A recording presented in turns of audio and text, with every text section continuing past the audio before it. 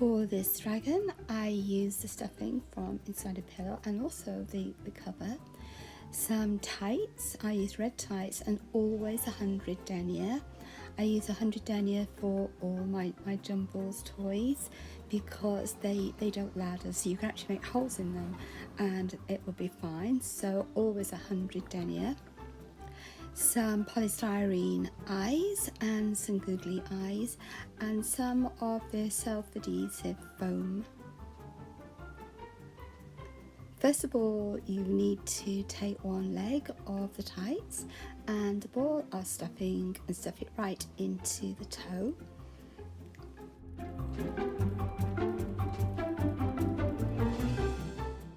Insert the polystyrene balls also into the toe and position them so that they look like eyes.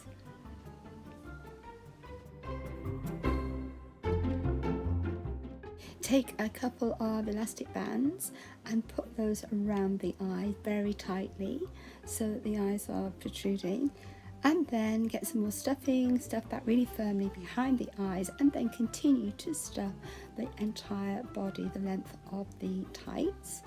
Try to make the body go thinner and thinner as you get to the end of the tail.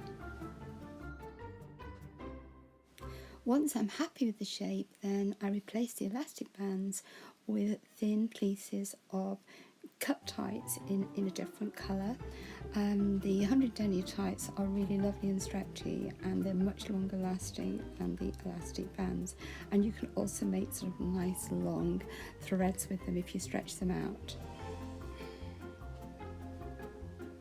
Then you can just add some googly eyes. And for the flames, I've used cut pieces of the self-adhesive foam and just attached on flame shapes in lots of different colours and stuck that underneath the mouth of the dragon. Or you can make a hole in the tights and insert the flames.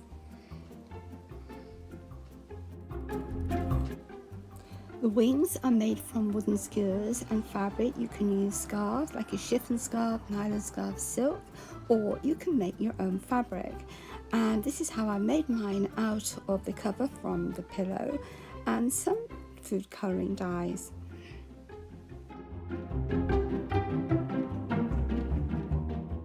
It's just a normal tie-dye procedure where you take small pieces of the fabric and bind them very, very tightly. I just use elastic bands.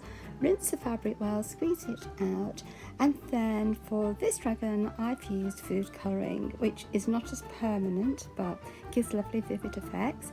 Do use disposable rubber gloves because otherwise your hands will end up looking like mine do here.